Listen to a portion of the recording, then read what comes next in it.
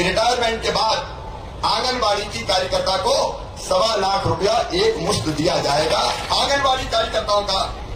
जो मानदेय है एक मुश्त बढ़ा के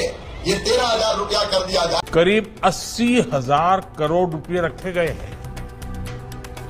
ये राशि देश की लाखों महिलाओं के लिए। तो नमस्कार दोस्तों, आंगनबाड़ी सेविका, सहायिका, आशाकर्मी, जीविका रसोईया के वेतन वृद्धि से संबंधित प्रस्ताव पर अंतिम मुहर जो है कि लगने का समय बहुत करीब आ चुका है। प्रधानमंत्री नरेंद्र मोदी की केंद्रीय कैबिनेट कमेटी इस पर जो है कि प्रस्ताव पर मुहर लगाने के लिए तिथि तय कर चुकी है और यह अगले कुछ दिनों में प्रस्ताव जो है कि कैबिनेट के समक्ष लाया जाएगा और वेतन वृद्धि से संबंधित प्रस्ताव अंतिम रूप मुहर लगाकर कैबिनेट में पास कर दिया जाएगा। और उसके बाद जो है कि देश के 28 राज्यों में जो है कि महिला कर्मियों का वेतन, महिला कर्मचारियों का वेतन, जिनमें आंगनबाड़ी सेविका का 18,000, सहायिका का 15,000, आशा कर्मी का 12,000 और जीविका का जो है कि 7,000 और एमडीएम रसोईया का 6,000 हो जाएगा। तमाम महिला कर्मियों को जो है कि वेतन वृद्धि का लाभ प्राप्त होना शुरू होगा और इसको लेकर पहले ही राष्ट्रपति कार्यालय जो है कि केंद्र की मोदी सरकार को आगाह करते हुए जो है कि पत्र लिख चुकी है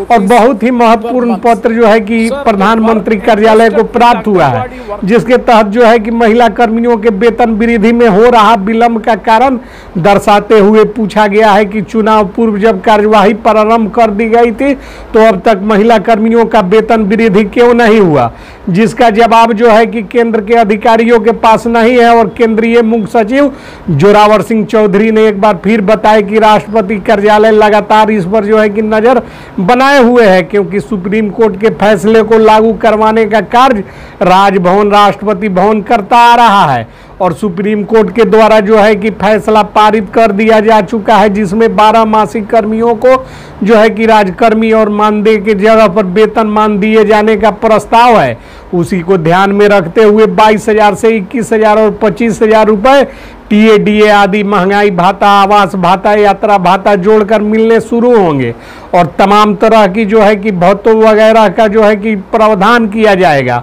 और उन सभी बातों के माध्यम से जो है कि कल मानदेय की राशि 18,000 से अधिक यानी कि 22 से 25,000 होना आवश्यक है, तब जाकर महिला कर्मियों के वेतन में जो है कि कर्मचारी भविष्य निधि आदि की कटौती संभव है। उनके भविष्य निधि के खाते में राशि जमा किया जाएगा, जिसमें केंद्र सरकार राशि जमा करेगी। आपको बताते चले कि महिला कर्मियों को बहुत सारे लाभ मिलने जा रहे हैं, जिसमें महिला कर्मियों का वेतन 18,000, ग्रेजुएटी पेंशन, रिटायरमेंट, आवास भाता, मेडिकल खर्च, मोबाइल खर्च और जो है कि तमाम तरह के जो भत्ते होते हैं वह सारे भत्तों का प्रावधान केंद्र व राज्य सरकारों के निजी कोष से, संयुक्त कोष से करने की व्यवस्था कैबिनेट में पारित होने जा रही है। पेंशन की राशि एनपीएस की नई पेंशन योजना के तहत 6,000 राशि निर्धारित है, जो कि इनको मिलने रिटायरमेंट के बाद मिलने शुरू होंगे। तमाम महिला कर्मियों को जो है कि आर्थिक रूप से सबल बनाने के लिए केंद्र की मोदी सरकार सुप्रीम कोर्ट पर जो है कि निर्भर नहीं है। केंद्र की मोदी सरकार स्वतः संज्ञान लेते हुए कार्यवाही करने को अग्रसर जो है कि है, जिसको लेकर जो है कि खबरें लगातार मीडिया में चल रही थी। महिलाओं का जो वेतन वृद्धि होने वाला है, किंतु अब तक जो है कि वह घड़ी नहीं आई थी, लेकिन अब वह समय आ गया जब इन महिला कर्मियों का इंतजार समाप्त होगा और इन्हें वेतन वृद्धि का बम्पर तोहफा जो है कि मिलेगा। आपको बताते चले कि तमाम महिला कर्मी इससे लाभान्वित होने की दिशा में सरकार जो है कि अंतिम पहल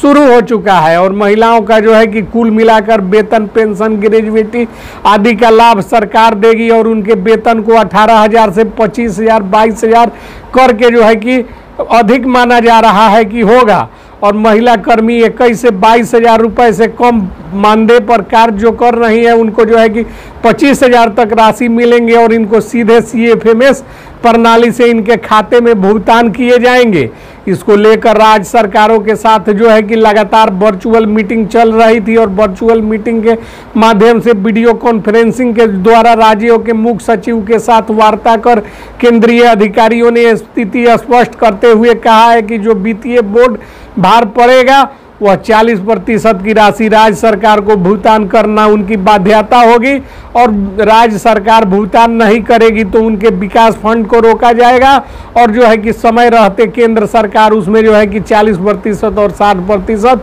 दोनों वित्तीय भार अपने बूते पर लेते हुए भुगतान सुनिश्चित करेगी। सरकार अपने केंद्र की राशि से भुगतान करेगी और कुल मिलाकर सारी राशि को मिलाकर समेकित रूप से महिला कर्मियों को जो है कि 22 से 25 हजार तक वेतन वृद्धि का प्रावधान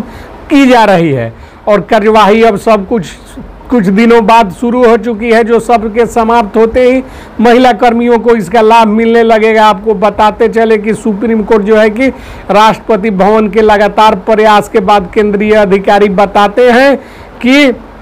एक अध्यादेश लाकर तमाम राज्यों के महिला कर्मियों को एक समान वेतन यानी कि सेवा शर्त के लागू करने की तैयारी है, और इस पर काम जो है कि अंतिम चरण में है। केंद्रीय कैबिनेट की मंजूरी के बाद राज्य के 28 राज्यों में नई मानदेय की दरें लागू हो जाएंगी, जो CFMS प्रणाली के माध्यम से सीधे महिलाओं के खाते में भुगतान होना सुनिश्चित होगा। यहाँ हम आपको बताते चले कि केंद्रीय कैबिनेट में मंजूरी हेतु महिला एवं बाल विकास मंत्रालय के द्वारा जो है कि फाइल प्रस्तुत किया जाना है। वित्त विभाग और विधि विभाग से पहले ही मंजूरी ली जा चुकी है। आशा कर्मी का मानदेय 12,000 से अधिक होगा। इसमें EPF और जो है कि तमाम तरह के भत्ते जुड़ेंगे। उसी प्रकार आंगनबाड़ी सेविका के जो है कि 18,000 के मूल मानदेय में तमाम तरह के अन्य जो भत्ते इंक्लूडेड होंगे, वह मिलाकर जो है कि 22 से 25,000 इनके वेतन बनने की संभावना व्यक्त की जा रही है। साथ ही जो है कि सेविका, सहायिका, जीविका, ANM, रसोईया आदि महिलाओं को भी एक सेवा शर्त तय कर तमाम राज्यों में जो है कि मानदेय का निर्धारण नए सिरे से कर नई दरों के अनुरूप भुगतान शुरू करने हेतु जो है कि केंद्रीय कैबिनेट में फाइल प्रस्तुत किया जाना जो है कि संभावित है। इसको लेकर जो है कि केंद्रीय मुख्य सचिव जोरावर सिंह चौधरी जो है कि लगातार अपडेट दे रहे हैं। उनके द्वारा जो है कि एक बार फिर हमारे दिल्ली के सूत्रों से संपर्क करने पर बताया गया कि बहुत जल्द ही जो है कि अंतिम चरण में मामला है। इस पर फैसला लेकर जो है कि केंद्रीय कैबिनेट की मुहर लगवाते हुए तमाम राज्यों के महिला कर्मियों को एक जो है कि न्यूनतम मानदेय की दर, जिसमें सारे भत्ते और जो है कि तमाम तरह की सुविधाएं इंक्लूडेड हो, एक लागू किया जाएगा, और 28 राज्यों में यह लाभ जो है कि मिलने शुरू हो जाएंगे, ताकि महिला कर्मियों को आर्थिक रूप से सबल बनाया जा सके और सुप्रीम कोर्ट के दिशा निर्देशन का इम्प्लीमेंट हो सके, और तमाम जो है कि संस्थाओं के द्वारा जो है कि महिला कर्मियों की वकालत पर जो है कि कार्यवाही का जवाब सबमिट किया जा सके। तो जय हिंद, जय भारत।